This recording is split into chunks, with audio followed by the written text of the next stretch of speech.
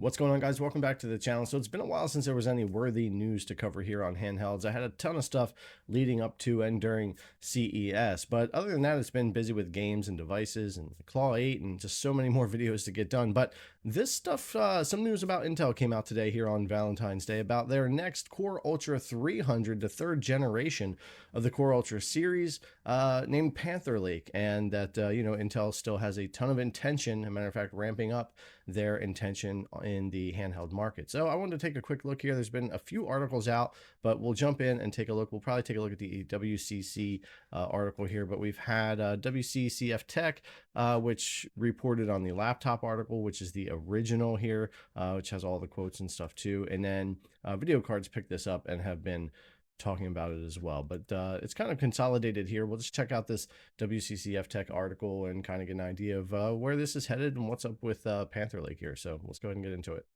All right, so checking out this article here, Intel confirms Panther Lake-based gaming handhelds are coming. Arrow Lake H handhelds announced as well, which those I'm a little less concerned about. I believe they're basically the same GPU power as our current Core Ultra 7s and the Claw 8 from what I've read. But it's the the third generation, the actual successor to the Core Ultras we have now that I'm interested in, which is the Panther Lake. So Intel's Robert Halleck has confirmed the company's plans to introduce gaming handhelds based on both Arrow Lake H and Panther Lake CPUs. Intel Panther Lake is already in testing and will be deployed in gaming handhelds soon. I would take that soon with a grain of salt because I think soon is more like pre-orders in December of this year and actual orders going out starting the earliest January 2026, as we'll probably see Panther Lake hit laptops in September, October, November at the end of the year. That's their typical refresh. But anyway, this one is big and it's also official. If you think that Intel's done with gaming handhelds after Lunar Lake, then you need to hear this. In an interview, Intel's VP and GM Robert Halleck confirmed that Intel planned to not only expand its mobile chips lineup for laptops, but also future gaming handhelds. And I said back in 2020 when we got the Ryzen 4500U that would only be a few years before the main big market of handheld PCs really opened up. And that's where we're at and really where traction's been headed since the Steam Deck in 2022. It's really ramping up here in 2025. And I think over the next generations into 26 and 27 is when people are really going to start seeing more of the performance and efficiency that they've been looking for the past few years. But anyway, let's continue on here a little bit.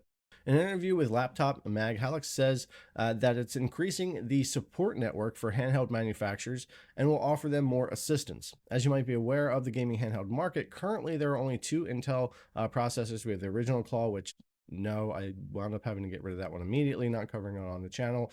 That chip was okay in laptops, horrible for lower powered, smaller devices like handhelds. But their second generation Core Ultras that I've been testing, the Claw 8, absolutely a huge leap, been amazing. And really the Claw 8's become my daily driver over all the other handhelds I have here right now. Since Intel's been working on expanding its APU portfolio by first releasing Meteor Lake, then Lunar Lake, and now Arrow Lake H, it's also planning to collaborate with handheld manufacturers to equip them with better processors. We've already seen that Intel Arrow Lake H can be even more powerful in gaming with its discrete GPUs than the Lunar Lake chips. However, Panther Lake is going to improve noticeably and is already planned for 2025 launch. So maybe I'm a little wrong on the GPU part of the Arrow Lake H, but it sounds like Panther Lake, the third generation of the Core Ultra, is what I'm most interested in for the handhelds here. So it says those are coming, Arrow Lake H is about the same graphics performance as, okay, his quote is that it's about the same graphics performance as Lunar Lake. And some of these handhelds are going all the way up to 30 watts now. And Arrow Lake fits really nicely in that form factor. Up until now, we've only heard about its availability on laptops, but Halleck confirms that Intel will arm game developers with dev kits that will eventually help them transition to faster chips like Panther Lake shortly.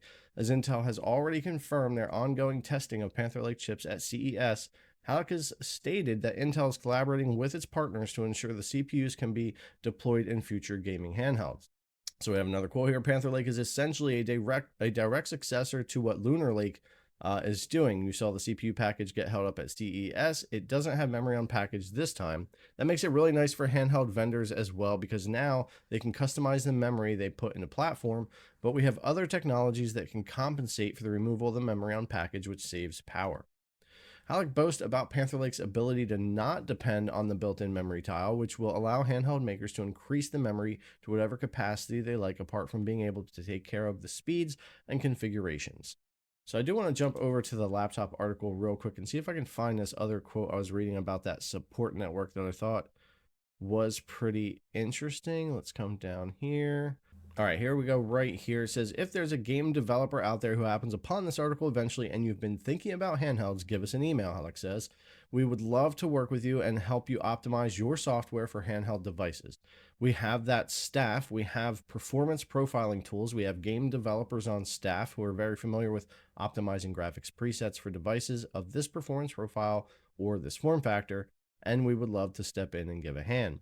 So there's a lot of stuff Intel seems to be working on the back end behind the scenes with a lot of support for the handheld manufacturers, from the hardware to the software, which will make a big difference. One of my favorite things about the Claw already is that we get the driver updates direct from Intel to install on the device, which we get those much quicker versus waiting for the manufacturer to get the drivers ready and push to us like Lenovo and ASUS and them, because that just takes a lot longer and we wind up weeks or months behind on drivers. And sometimes that can be a real issue with new games that really need new drivers to fix serious issues with performance or sometimes even running.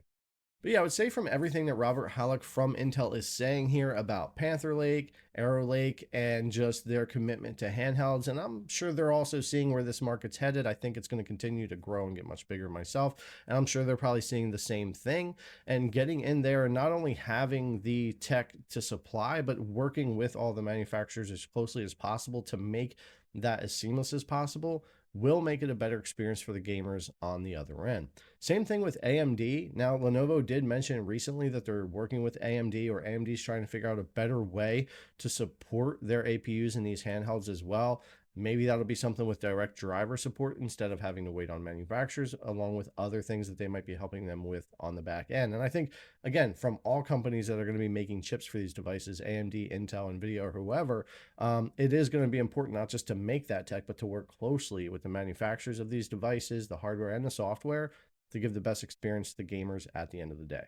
But yeah, for me, that's pretty exciting stuff. I love seeing the jump from the Gen 1 to the Gen 2 Core Ultra. The Claw 8 has been an amazing device so far. It's quirky, has its issues like any other device, but the actual performance of this chip, the efficiency, the temps, all of that blows away the original Claw. Intel really did a great job there. They even went past the Z1 Extreme in performance with almost all the games I've been trying, and it should compete with the Z2 Extreme later on this year. And then right after that, we'll probably get Panther Lake, which will then leap this Gen 2 into the Gen 3 Core Ultra. So I love seeing that kind of competition, and I think this is a better thing, not a worse thing for the market. As long as we are sticking with those yearly refreshes, kind of like laptops, the market will figure itself out. Popular handhelds will be popular. Some will go to the wayside, but we definitely want to see that competition happen, because it is going to take, for now anyway, AMD and Intel to push the efficiency and the performance and the cost of these things to the best place possible so that we can afford the devices, so that we can play them for as long as possible, and they give us the performance that we want out of them. That, at the end of the day, I think is the main things